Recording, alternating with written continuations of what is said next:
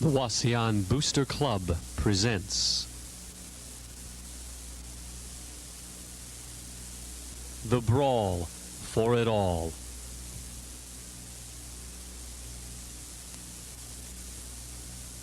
The Division III 1993 state champion Wauseon Indians. Season highlights and state title game.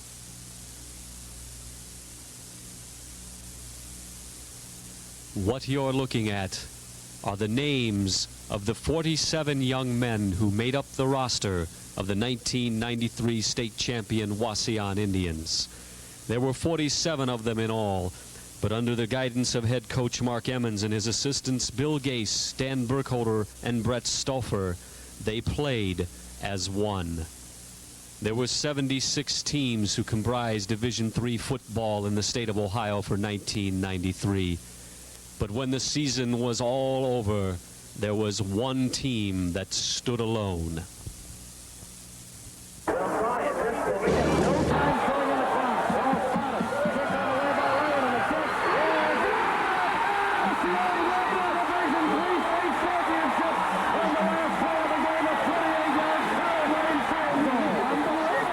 Hail to the champs.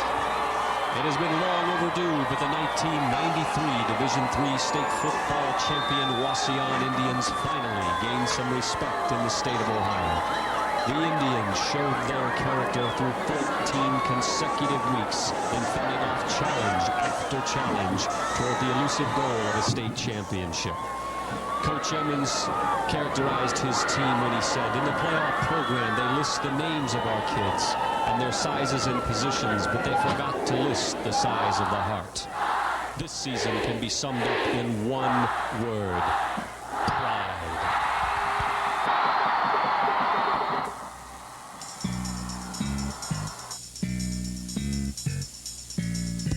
It all began on a warm, rainy, late summer evening in Sherwood, Ohio. The Indians opened their season playing the Fairview Apaches, and it didn't take long for them to establish an explosive offense and a stingy defense to give an ugly indication to the upcoming opponents for the 1993 season. It didn't take long for the Indians to cross the goal line in the season opener. They scored on their opening offensive possession and went on to shut out the Apaches 41-0. Corey Griggs completed 6 of 12 passes for 138 yards, and Pat Milne rushed for 118 yards on 8 carries as the Indians outgained the Apaches 324 total yards to 181. 6 different Indian players scored a touchdown.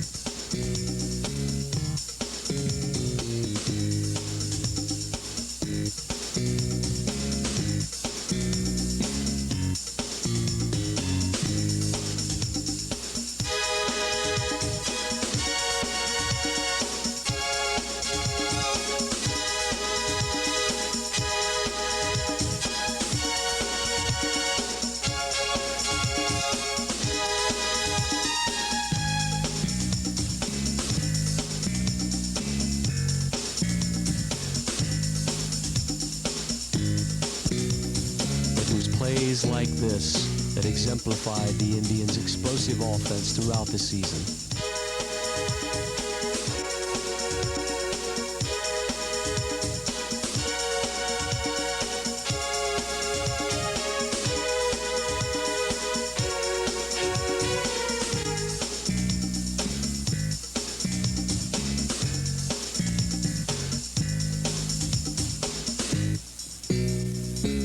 Very early on, Pat Milne showed that it would take more than a shoulder to pull him down.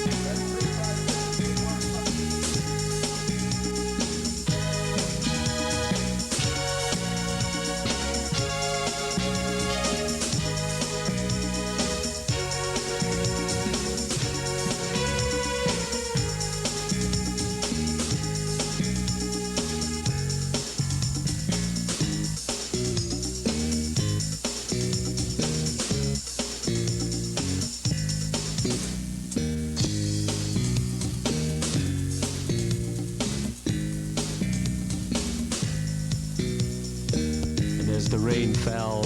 Patrick Milne put the exclamation point on the Indians' victory with a 61-yard touchdown run.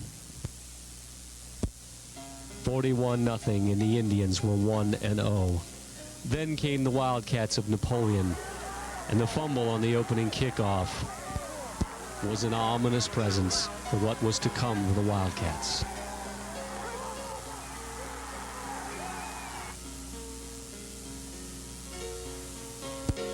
After Gordy Fry's acrobatic interception, it didn't take the Indians long to get on the scoreboard.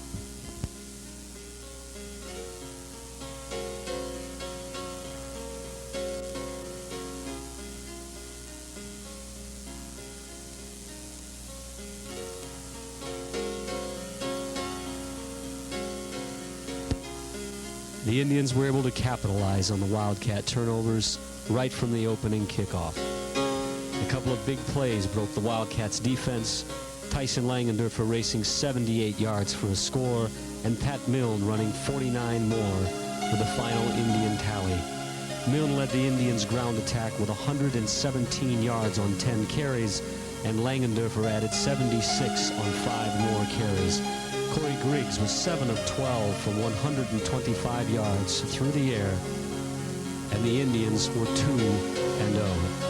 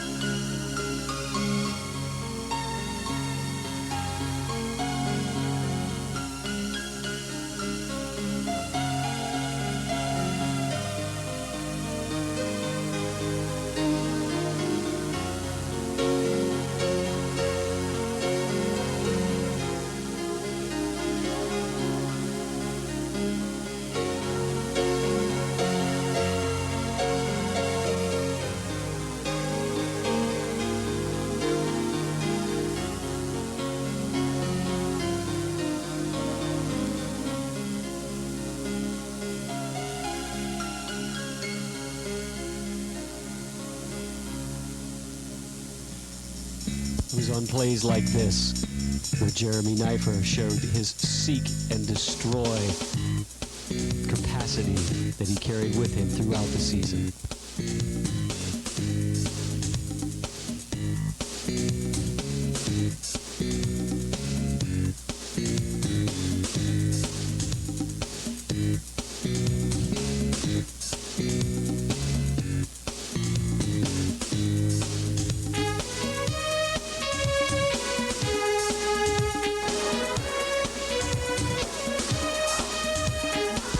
Next came the Swanton Bulldogs.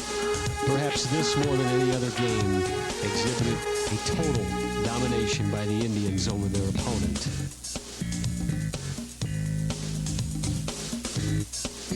The Indians scored on their first 4 possessions as Gordy Fry hauled in a 12-yard pass from Griggs. Milne raced 35 yards for another score. Jared Bannister hauled in a 36-yard touchdown pass from Griggs, and Lenny Warnke caught yet another 6-yard pass from Griggs. Sophomore fullback Brock Wanless entered the game for the first time in the year, rushed for 172 yards on only 10 carries. Corey Griggs finished the night 7 of 13 for 147 yards. Meanwhile, the Indians' awesome defense held the Bulldogs to 72 yards in total offense, including 22 yards rushing on 29 carries. To this point in the season, the Indians had outscored their opponents 127-8.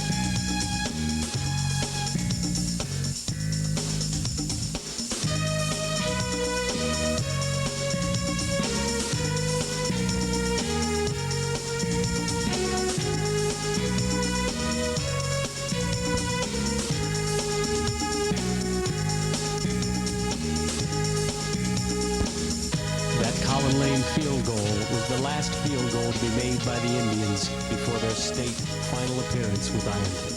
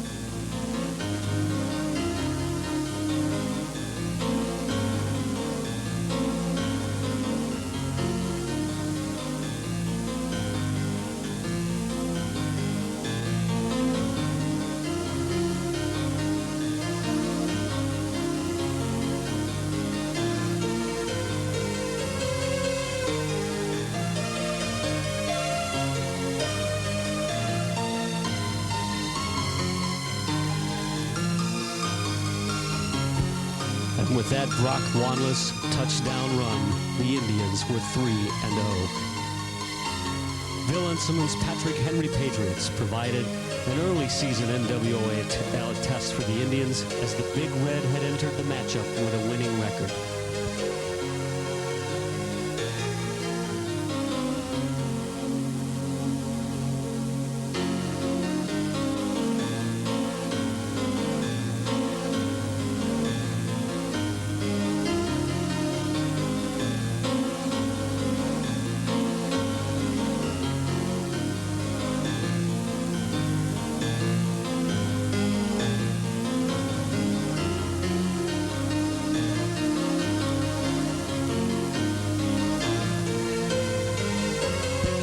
Instead, the Indians flexed their offensive muscles by utilizing a potent rushing attack to the tune of 420 yards on 32 carries, with by the 1-2 backfield duo of Langendorfer and Milne, who between them rushed for 344 yards on 22 carries.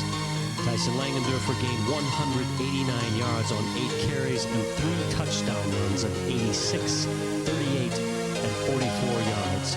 And Pat Milne added 155 yards on 14 carries with 2 touchdowns.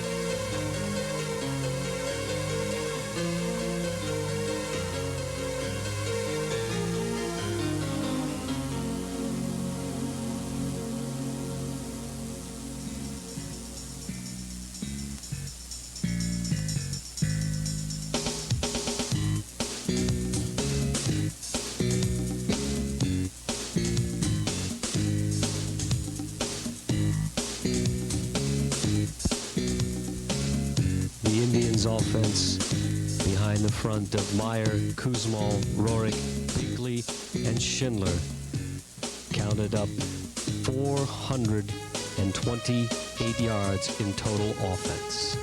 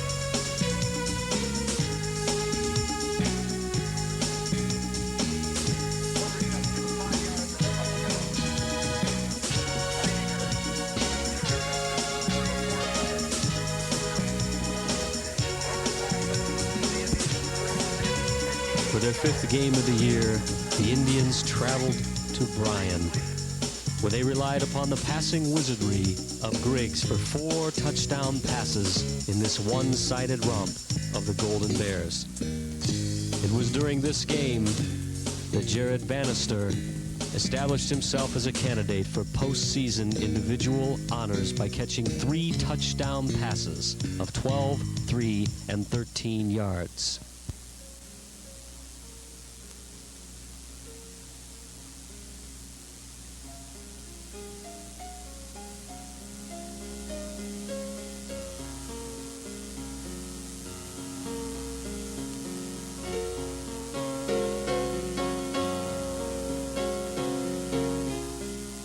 Corey Griggs carried the ball for 81 yards on 9 carries that night.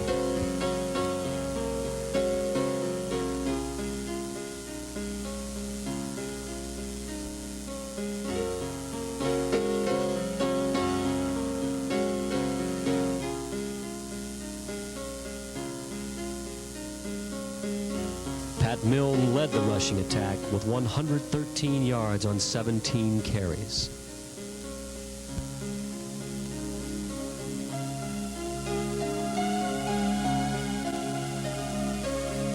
On this play, Jeremy Knifer showed the all-out hustle and effort which characterized his play and that of his defensive teammates for the entire year.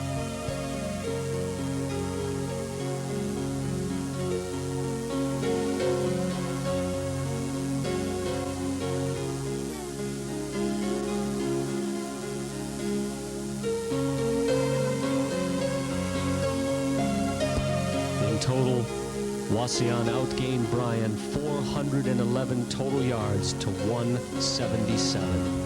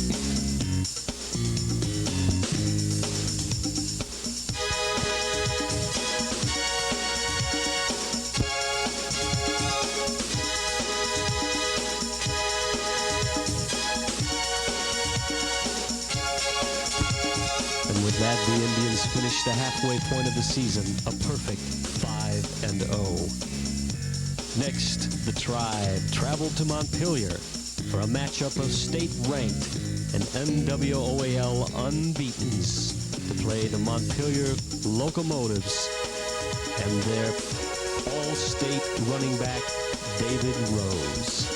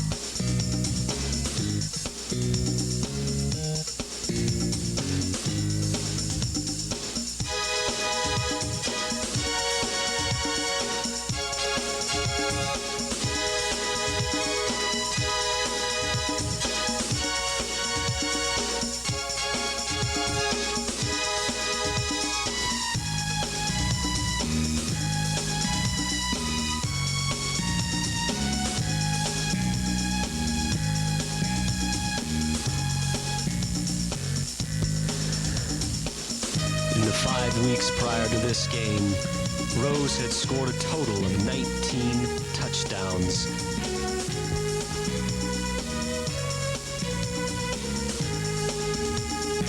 The Indians, coming up with a stellar defensive effort, held Rose out of the end zone for the first time in 6 games.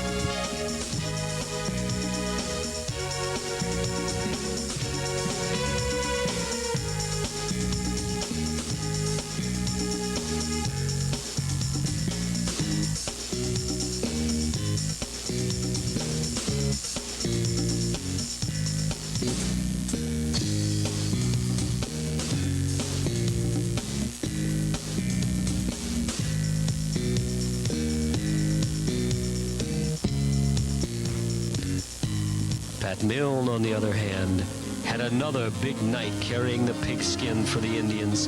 182 yards on 19 carries and a touchdown. The Indians amassed 353 yards total offense, including 264 yards rushing.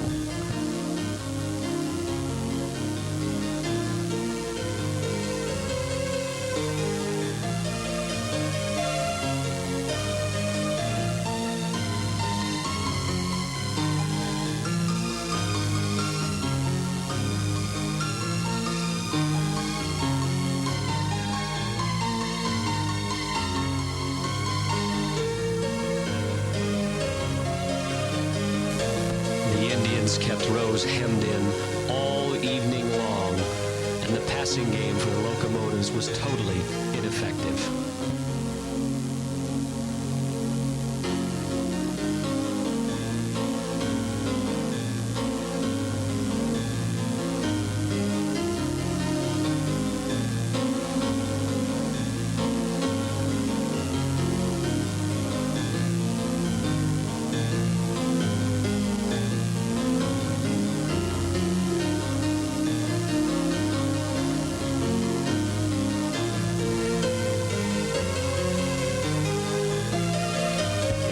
Which was to feature David Rose, it was Patrick Milne and the Indians' teammates that put on the show.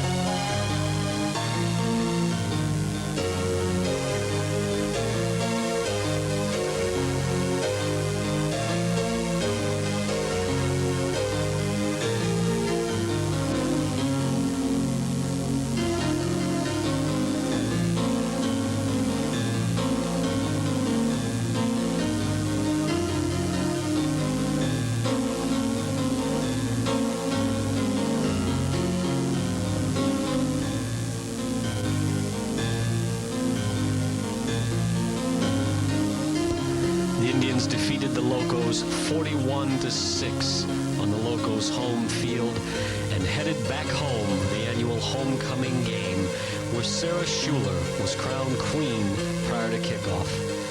The Vikings had visions of a big upset dancing through their minds as they played the heavily favored Indians to even terms in the first half, with the score deadlocked at 7-7.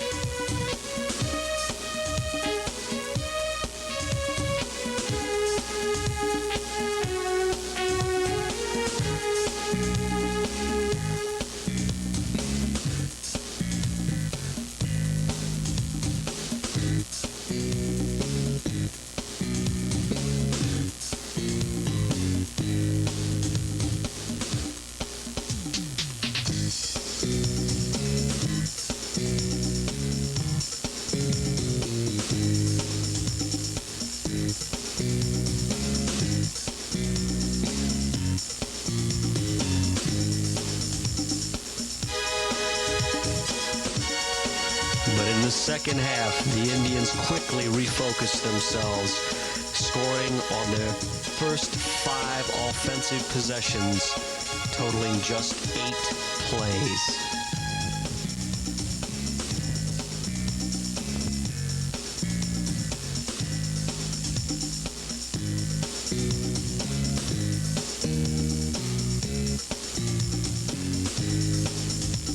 Corey Griggs completed 6 of 12 passes for 214 yards and 4 touchdowns, including a 78-yard bomb to Jared Bannister. Bannister hauled in 4 passes for 161 yards, and Langendorfer led the rushing attack with 125 yards on 9 carries. The Indians totaled 533 yards in total offense.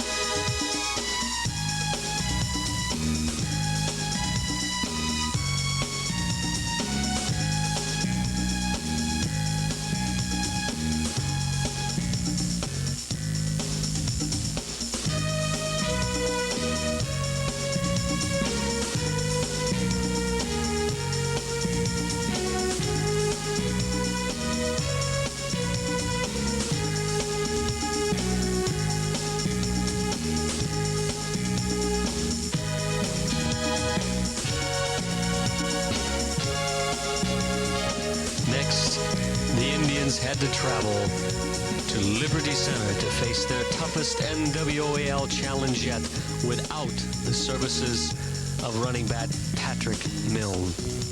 However, a new weapon in the Indians' backfield was discovered that evening as 5'9", 194-pound Tony Spatafor rumbled his way for 184 yards on 24 carries and 2 touchdowns.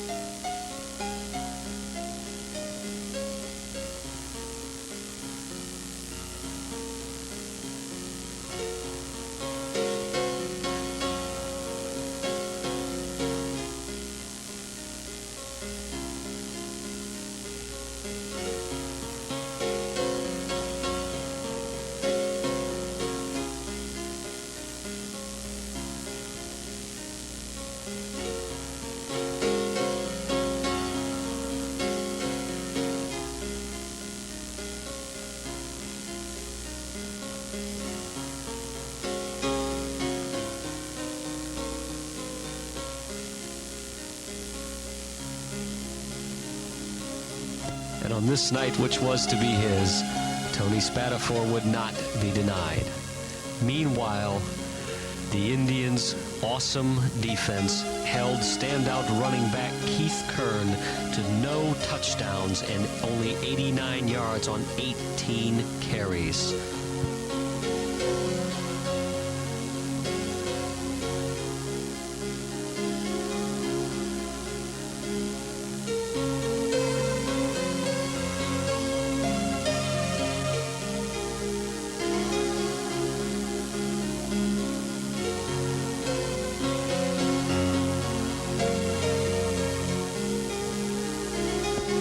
The only time all season that the Tigers, who themselves went to the state championship game in their division, were held scoreless.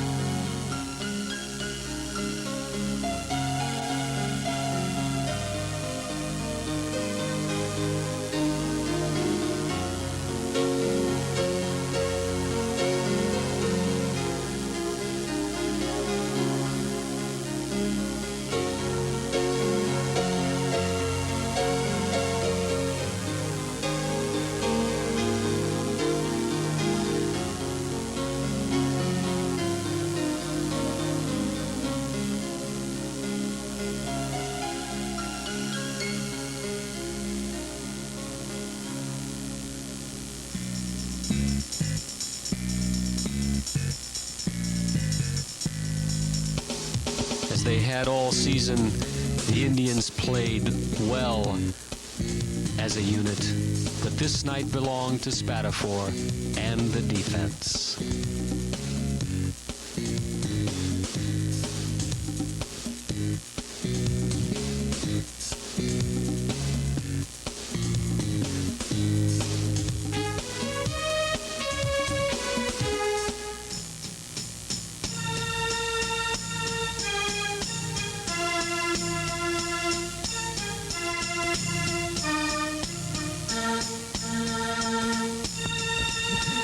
The Indians' 20-0 victory over Liberty Center had the Tribe faithful thinking playoffs already.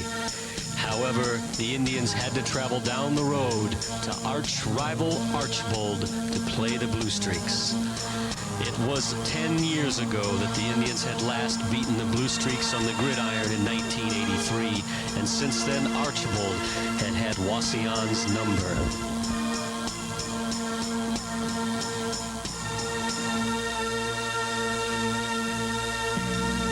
The Indians trailed early 7-6 after the first quarter, but the Griegs to Langendorfer passing combination clicked that night for 4 touchdowns.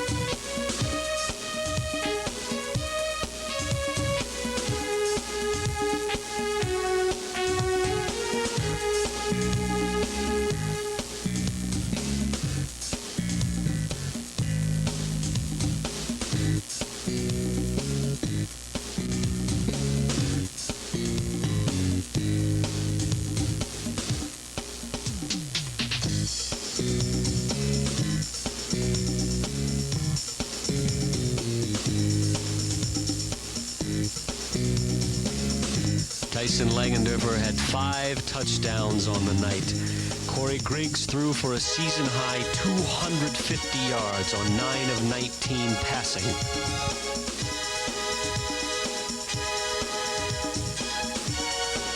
Langendorfer hauled in 8 passes for 220 yards.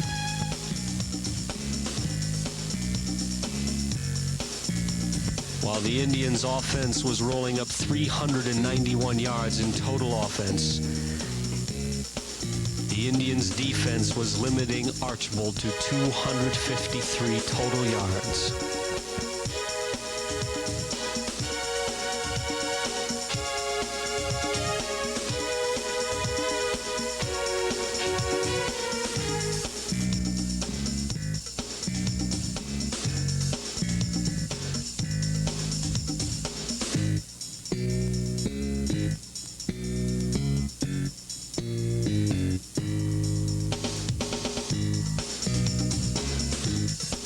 On this play occurred what may be the most memorable block in Wauseon football history, delivered by Ben Meyer.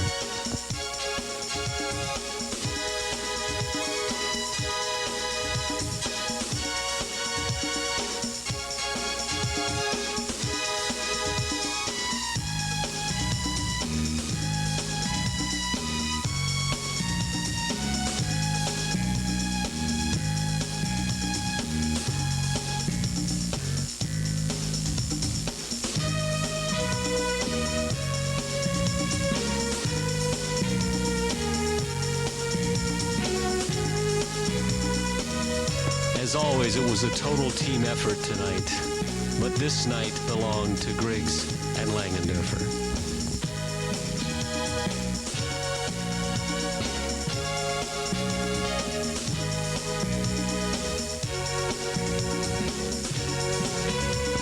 The Indians beat the Blue Streaks 40-21 and earned their first playoff appearance in the school's history.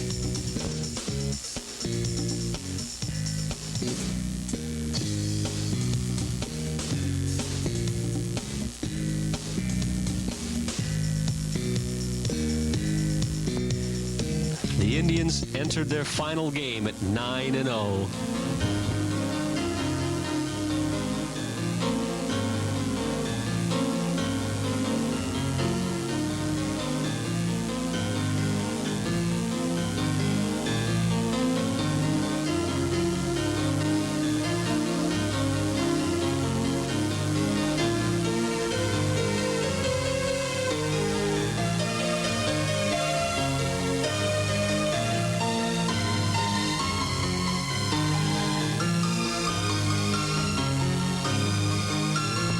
The running of Pat Milne and the passing of Corey Griggs, they put the finishing touches on an unbeaten campaign in a league championship with a convincing triumph over the Panthers of 37-6.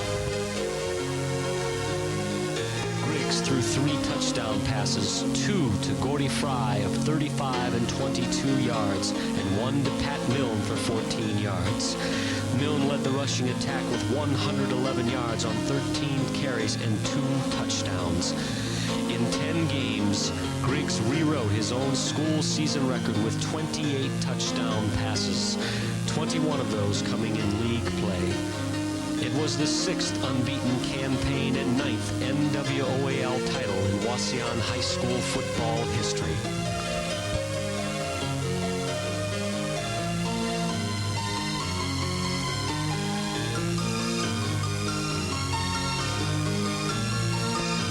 The Indians finished the season a perfect 10-0 and headed to the playoffs for the first time in their history. Throughout the season, the Indians outscored their opponents 392-76. 7 out of the 10 games, they scored 40 or more points. The defense, meanwhile, holding 3 of their teams to shutouts and allowing double-figure scoring only twice.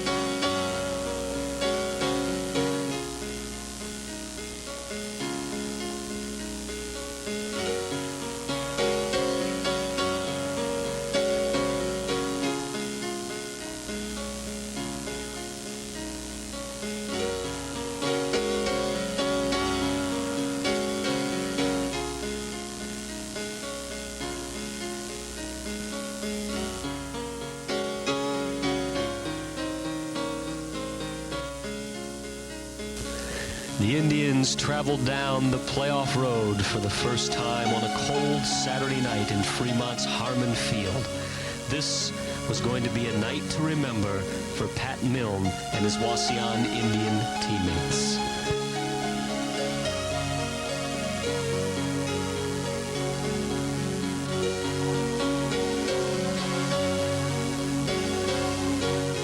Milne broke the school's single-game rushing record with 305 yards on 26 carries in leading the Indians to a wild-scoring 42-30 triumph over the Bay Village Rockets in a Division III regional semifinal game.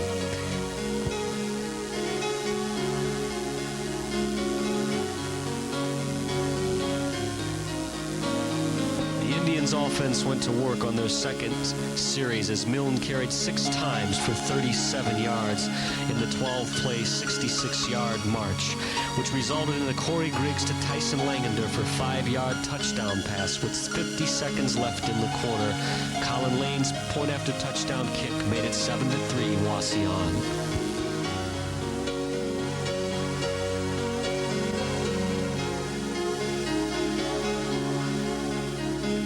This 35-yard run by Pat Milne highlighted the Indians' second touchdown drive, which was capsuled by a pass to tight end Jared Bannister down the middle for 29 yards with 8:29 left in the half.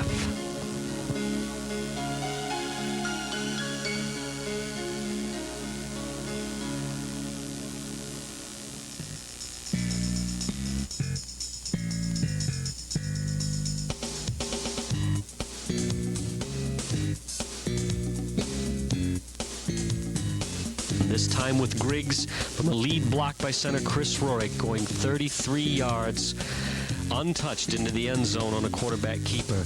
The 2-point pass conversion was good for a 21-3 lead.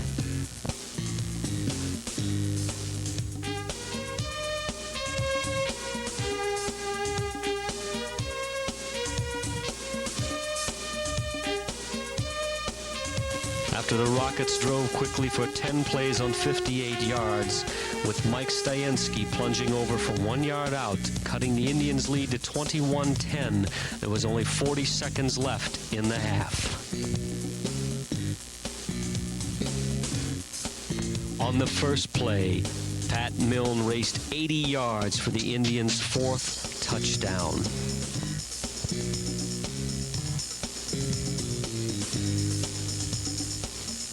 Gordy Fry threw a fake extra point kick pass to Langenderfer to complete the first half scoring at 29-10.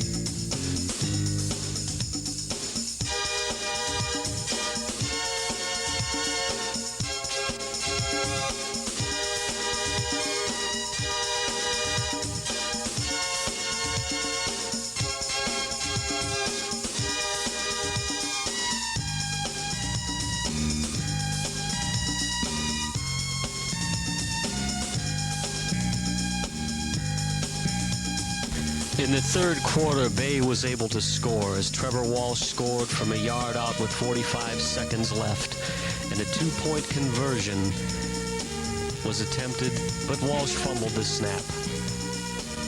The Indians then tacked on a couple of touchdowns in the fourth quarter, with Milne scoring his second TD, taking a pitch from Griggs covering 23 yards, and added his third score from 60 yards out, after which the Indians led 42-16 with 7:43 remaining.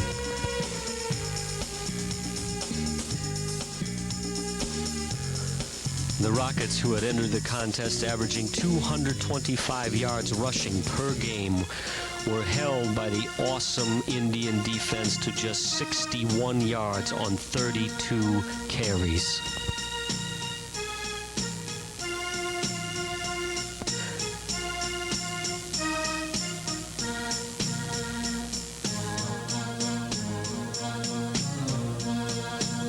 The win kept the Indians alive and unbeaten at 11-0 in the playoff picture, and they traveled back to Harmon Field in Fremont to play Worcester Triway, who had beaten Cleveland Benedictine 28-18 in the other semifinal.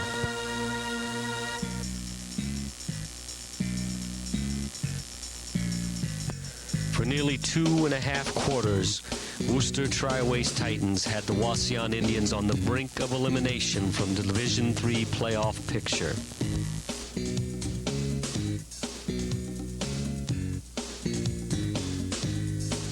The Titans scored on their first 2 possessions of the game, the first coming on a halfback pass from Travis Snyder to Barth Snyder, covering 15 yards with 6:38 left in the first quarter.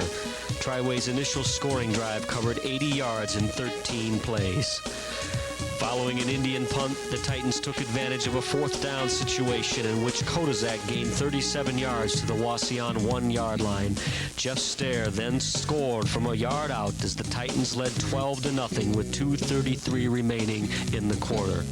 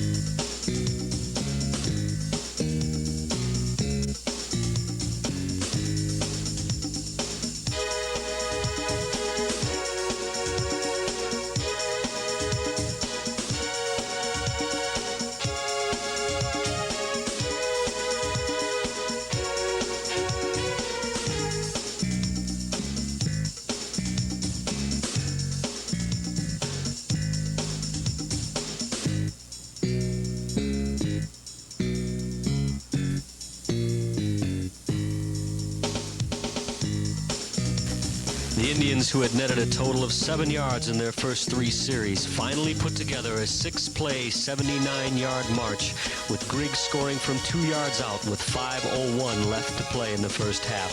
The drive was highlighted by a 59-yard pass completion to Gordy Fry to the Triway 20-yard line.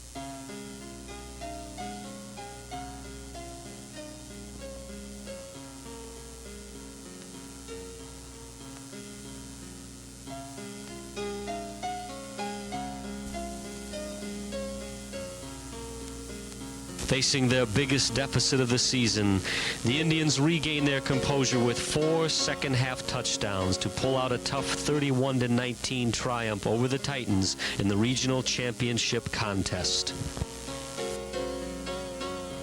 Trailing 19-6 with a little over 7 minutes remaining in the third quarter, the Indians' offense, which was held in check for the first half, outgained 168 yards to 95, displayed plenty of grit in regaining their offensive poise.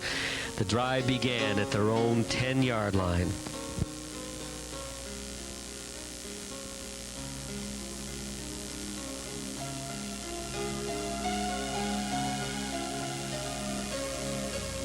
A couple of key passes by quarterback Corey Griggs and the running of Pat Milne drove the Indians quickly in less than 4 minutes, with Milne sneaking over from 1 yard out with 3:12 remaining in the quarter to cut Triway's lead 19-12.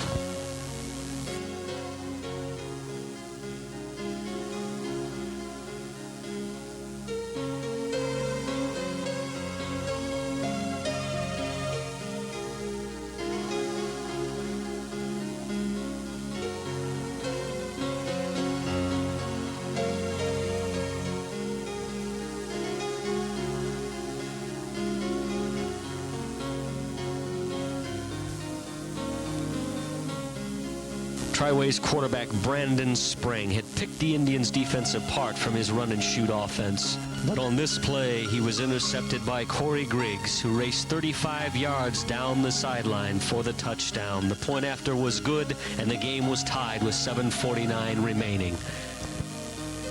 After another fumble recovery turnover, Pat Milne literally dragged 3 Triway defenders into the end zone in the initial lead of the night for the Indians at 25-19 with 6:10 left, a lead they would never relinquish. The playoff journey now continues for the Indians, who are 12-0, and they'll face Youngstown Ursuline in the state semifinals. Being outweighed by as much as 30 pounds per man, Coach Mark Emans' Gritters used their experience and quickness for the win. Playing on conditions that resembled Green Bay's Lambeau Field in a snowstorm that covered the artificial turf, the Indians knew they would have to throw the football to be successful, and it became an effective weapon for 4 quarters. Corey Griggs opened the contest, hitting Jared Bannister for 15 yards, followed by passes to Sean Leininger for 11 yards and Tyson Langendorfer for 16 yards. The Indians moved the ball to the Irish 30-yard line.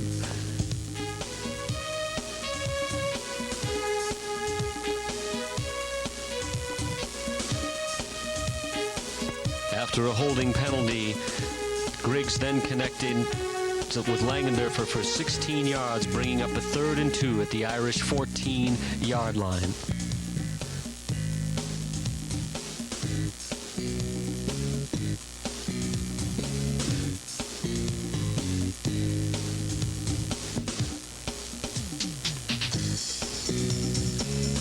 Pat Milne then busted up the middle untouched, giving the Indians a 7-0 lead with 8:45 left in the opening quarter, a lead they would never relinquish.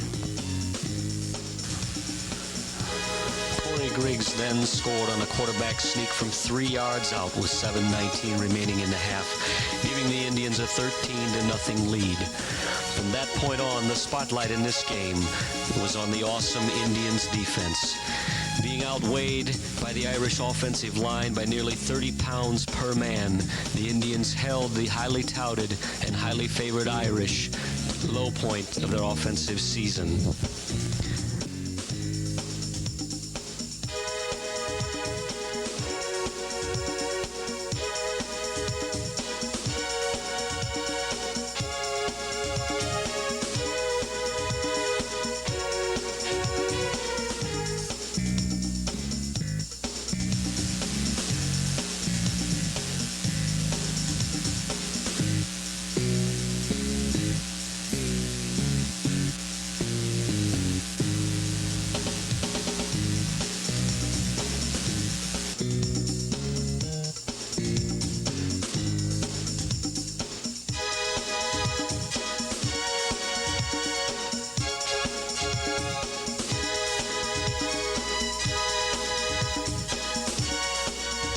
The Indians were 13-0 and heading to the state championship game.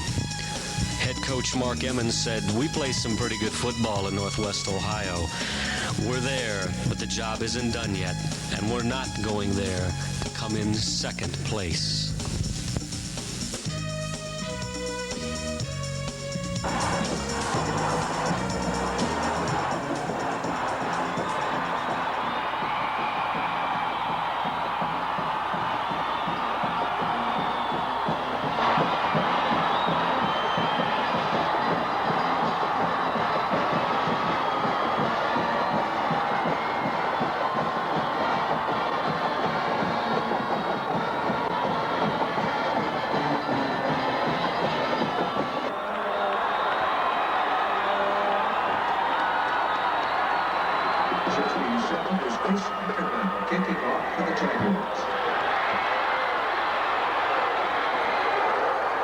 third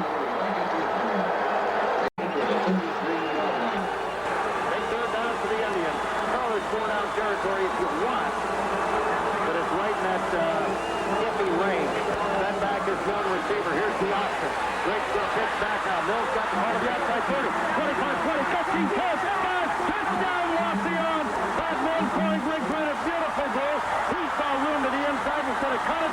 Saw that he was trying to be contained. Pitch back to Pat Mills. 33 yards later, it's touchdown, Wauseon.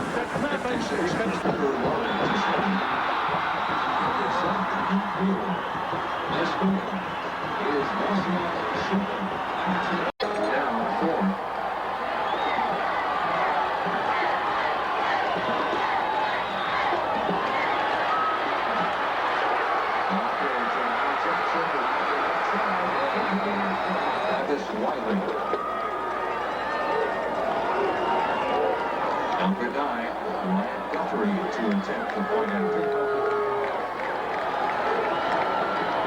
Correction, make that Ryan Guthrie to hold. 3:36 to play here in the first half. Good back this time. Don't check out. It'll be out of the shotgun. Langenderfer slot right. He'll come in motion back to the left side now. That goes back to Griggs. Pump fake, looking deep down, looking down the middle. Pass going out there. And Langenderfer 40, 45, midfield, 45, 40, 35, 40. He's going to be run down at about the 17, 16-yard line. So the 18-yard line, a 28-yard attempt by the junior left corner, Tyler Lane. He's got plenty of legs for this. That's not the key. Ball spotted. Here's the kick by Lane, and the kick is good. Field goal.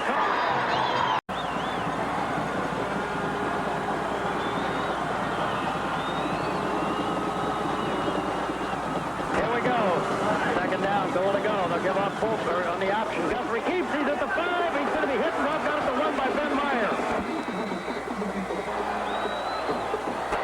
Wauseon has all their timeouts remaining. If they should score, the Indians will have time. Does he get right there? Oh, stood up. King, and he's going to be stopped shy of the goal line. Somebody went through, and they actually threw him back for about a yard. What do you do here if you're Ironton coach?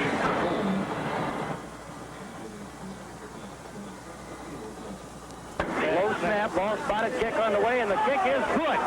With 3:33 to go, we're tied up. Ironton 10, Wauseon 10.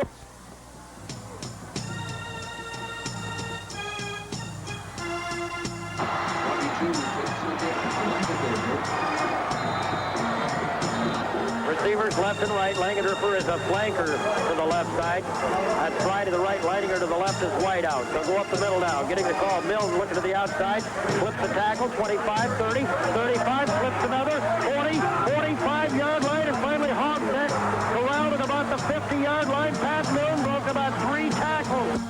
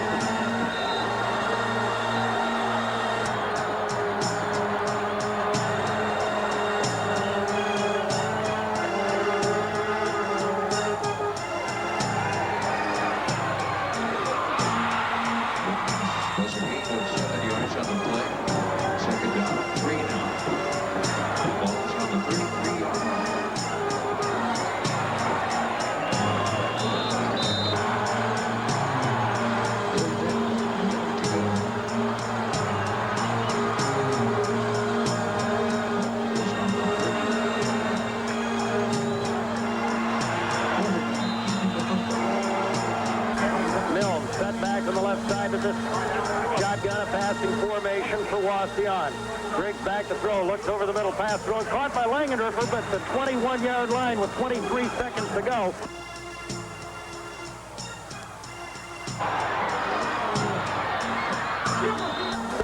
Yard field goal attempt by Colin Lane out of the hold of Gordy Fry. Ball spotted now. Kick by Lane on the way, and the kick is no good.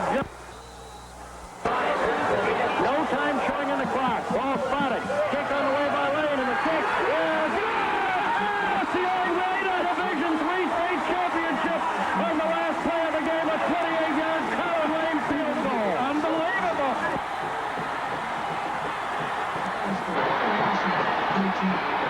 13.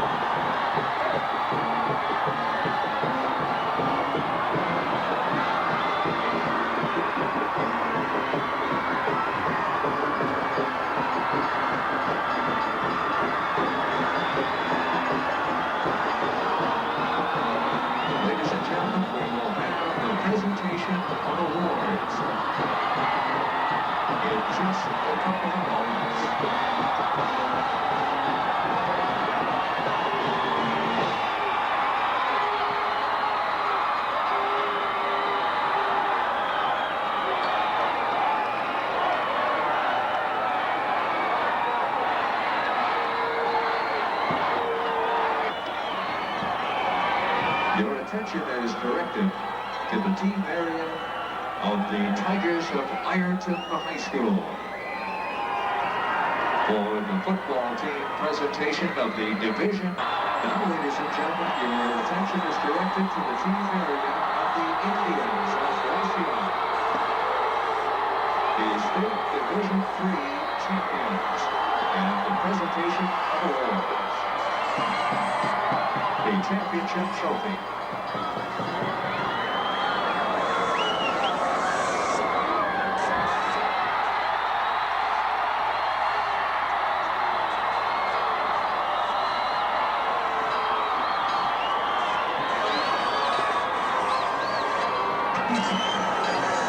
So congratulations to the new state champions in Division III, Wauseon High School. Their head coach, Mark Emans.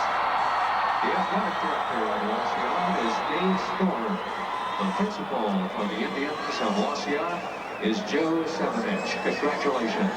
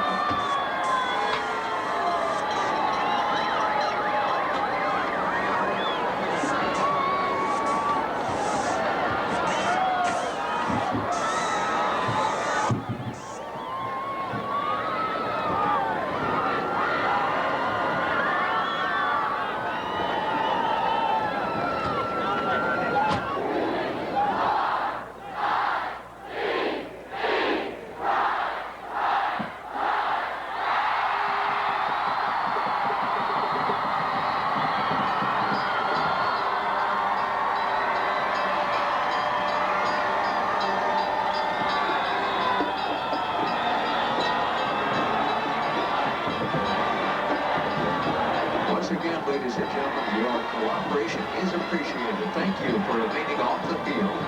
We appreciate your cooperation.